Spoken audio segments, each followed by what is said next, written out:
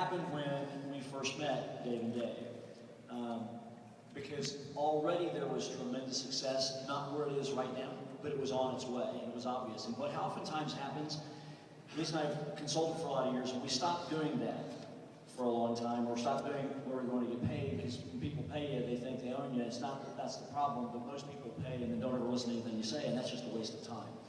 And so we just started helping friends, and one of the things that was really fascinating about Dave and Dave is they were in this thing that was taking off, and oftentimes we've seen so many times where arrogance overcomes common sense. And it wasn't that way at all. I mean, they were willing to, you know, ignorance is great in the hands of smart people.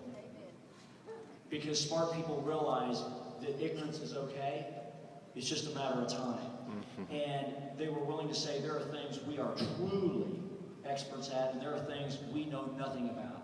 But they were sponges, and they are so centered in themselves. They didn't have an ego that you had to get around. They were willing to say, tell me, show me, teach me, guide me. And they would become so good at it, so fast, or they would understand and realize, you're right, that makes sense, because they were willing to be open. If they surrounded themselves with good people, they were willing to be open. And that happens so rarely.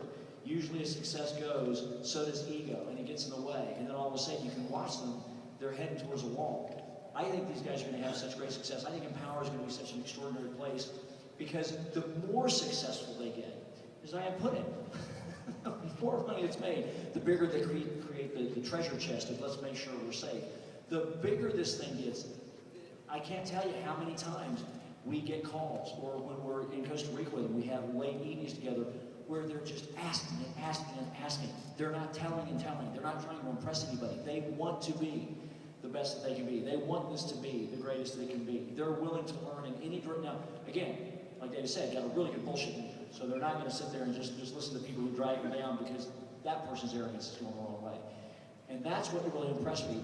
The first experience that I had when we first did Atlanta, and we went in and you did that leader meeting beforehand, walked in, they got their top 20, top 25, and they started off by saying, we want you to understand with clarity that our purpose here is we're trying to figure out, with your help, how we can make you more money. And by making you, we want to make all of Empower more money. That was their clear outcome result of the first time that I ever saw them stand in the meeting, and I said, oh, that's pretty impressive.